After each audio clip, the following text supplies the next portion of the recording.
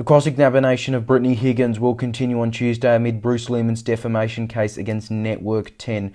Although the trial is being live-streamed online, 6 News cannot show you any video from inside the court or even a screenshot.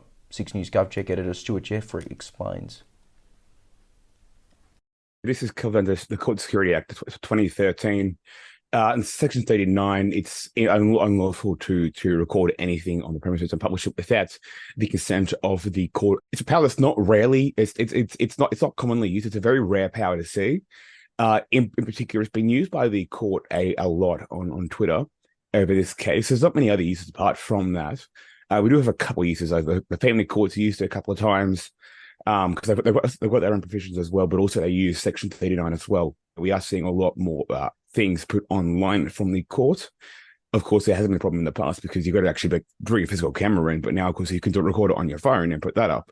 So it is a thing we're seeing more and more often. And given how many cases we're seeing that are, online now, often being streamed online, it's something that we're going to see probably a few blurred lines there. Like, at what point is it authorized or not authorized? And the Act actually says one or more still or moving images. So exactly, you're right, screenshotting there.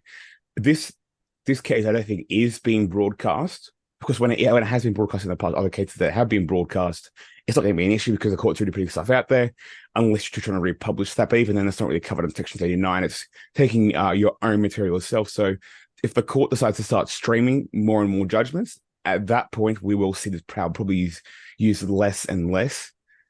It's being used particularly right now because, of course, you do have such a controversial trial going on right now that we're seeing a lot of people trying to, to take their own recordings and their own screenshots and use that themselves on Twitter.